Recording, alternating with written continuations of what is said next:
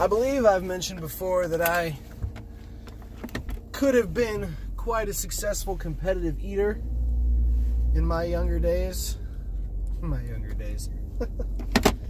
In college, maybe even high school, I could have been a very successful competitive eater, but I never really pursued the hobby, the sport.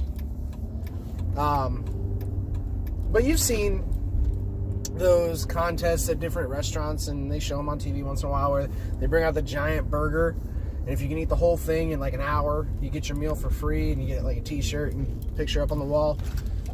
Nothing really worthwhile necessarily, except the free meal, but the agony that you suffer after the fact is maybe not always worth it. But those burgers are enormous. We had burgers for dinner last night. Got them on the grill. First grilled meal of the season. And I figured out something. Even when I prepare them, I'm not the best burger former. I have a way to make them consistent, but it takes a lot of time, and don't always want to put in the effort to do that when it tastes the same regardless.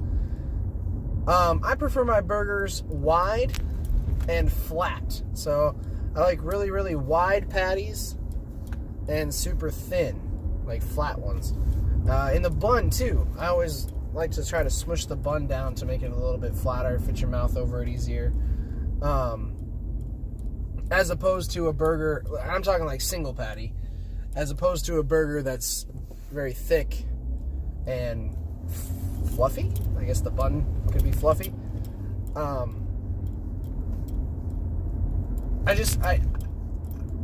take the same amount of meat and make it much flatter and wider than, thicker and narrower. And I feel like I would feel more full eating the burger that way. It's one of those perception things. It'd be the exact same size, the same amount of bread, the same amount of meat, just redistributed rather than presented a certain way. I think it makes it easier to eat that way. So I would attempt, if I ever attempted one of those challenges, I think that would be my approach, would be to make it as wide as possible and not so thick. What does this have to do with anything? Probably nothing. I guess my question is, do you find yourself able to eat more or eat less based on how the food is presented rather than what it is?